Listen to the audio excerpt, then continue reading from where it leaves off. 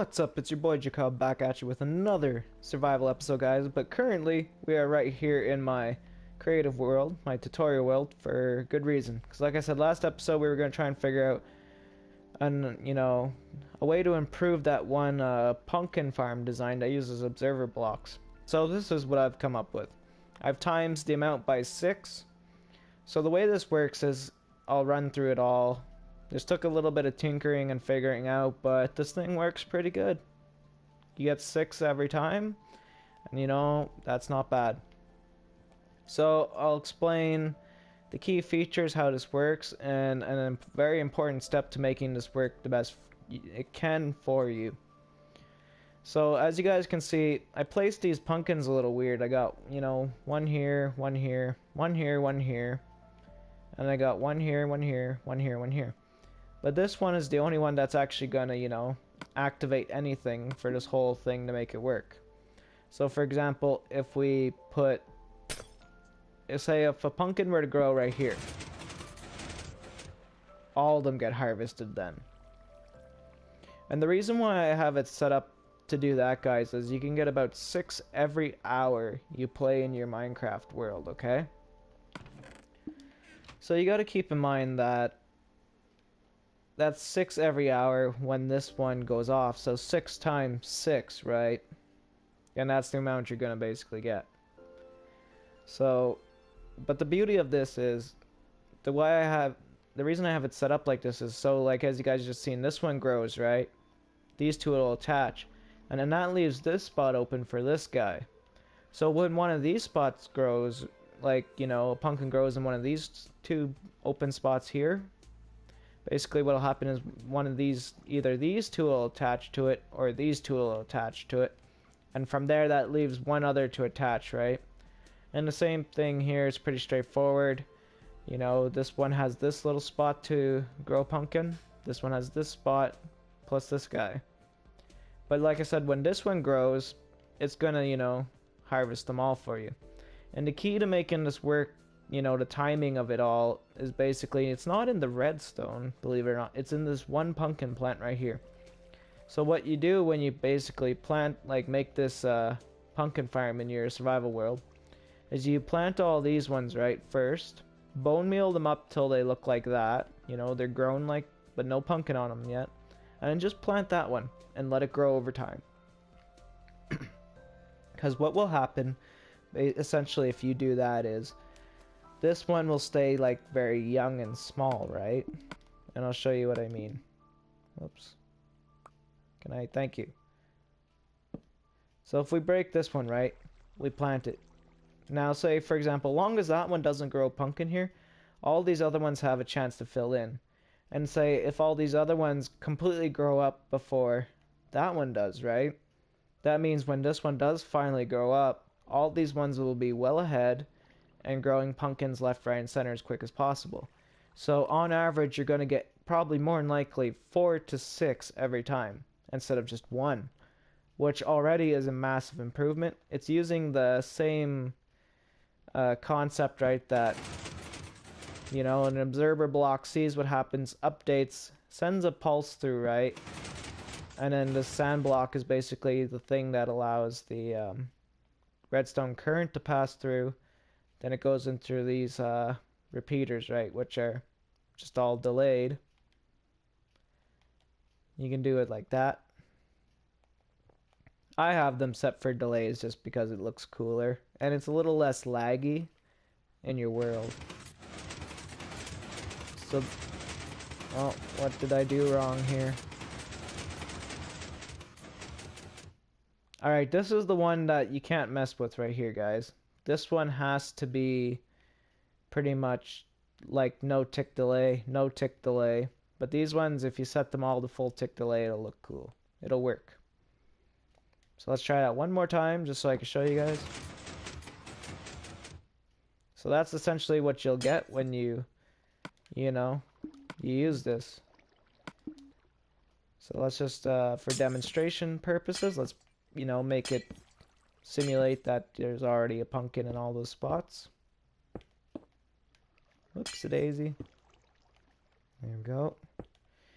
Now let's say if this one pumpkin, that one grew up, right? And they all get pushed off in a nice order. It's not super laggy. And it collects it all for you. So now I'm gonna go build, and this actually isn't much bigger than this thing right here. So yeah, it should fit nicely in that structure I built. It's only 1, 2, 3, 4, 5 across, and I have 6 to work with in that structure. So I will see you guys in my survival world, where we will basically be building that thing alongside that in the survival world. I will see you guys there. Here we are, everyone. I got the pumpkin farm installed.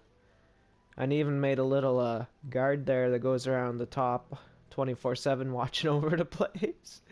It's just for fun. He doesn't really... It's just an armor stand, you know, that goes around and around. I thought that'd be cool. It's kind of like a dynamic feature to the building. But yeah, I added all that top section now. Make it kind of stand out from the bottom, but you know, still go with the stone brick theme. And you can see our little guard going around again. Oh, and I think the glass with, you know, the water looks different. You know, kind of gives it a unique looking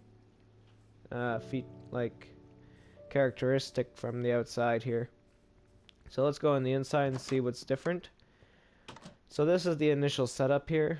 One side, you know, all the sugarcane comes down, and then the other side, all the pumpkin gets collected, right? So we got 28 so far from the 6-pack design. I'm gonna call it the 6-pack, and that's how much my sugarcane farms collected for me. My lossless one I made there, and this is just like an extra storage unit that can hold lots. Same with these extra chests.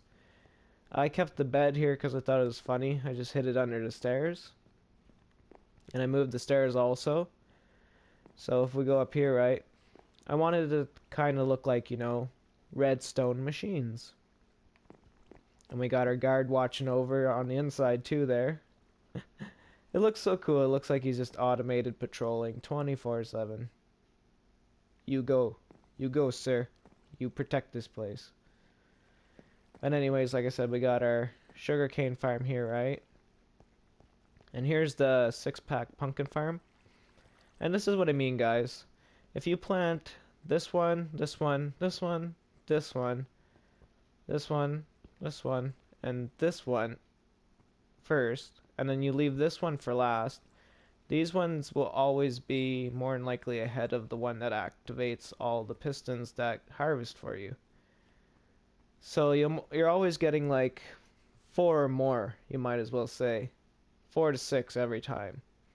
And I am gonna do another tutorial on like for people who want like a massive version of this design that operates off of one, you know, but like uses the water funneling system and that. I will be doing that because I think it'd be cool to try and make one. And then yeah, if anybody has like a server of their own, right, they like or world, whatever you want to call it, they can basically, you know, implement that giant version of this to get tons and tons of pumpkin frequently. I'm just seeing if it goes off here. Any day now? No? Don't want to show the viewers? You shy? You shy little machine? You don't want to show the viewers? Alright, guys. Well, it's been fun. And yeah, hopefully this helps you out if you've been looking for a automatic pumpkin farm that works off of, you know, the observer block. And it's only one. Like I said, there's not really a lot of redstone in this design. There's only one hopper. Then you got, you know, the repeaters, redstone dust, or redstone as it's called. You got regular pistons. And yeah, I just added some glowstone in there so they always have light. As you guys can see, it's nighttime here now. And there's my little guard patrolling around. Too bad you couldn't stick a jack-o'-lantern on his head like a lit up one. That'd be even cooler. I would have stuck a creeper head on him, but you know, I don't got one of those. I do got a wither skull, but I'm saving that to try and get a beacon. Yeah. Beacon. So like I said, guys, hopefully this helped you out if you were looking for a automatic pumpkin farm design that wasn't too heavy, like that really isn't heavy on resources. You know, I just chose to use red chiseled sandstone because I thought it looked cool. You don't have to use that, right? You can use whatever. But yeah, hopefully you enjoyed. Hopefully this helped, and I will see you guys in the next one. Have a great day, everyone.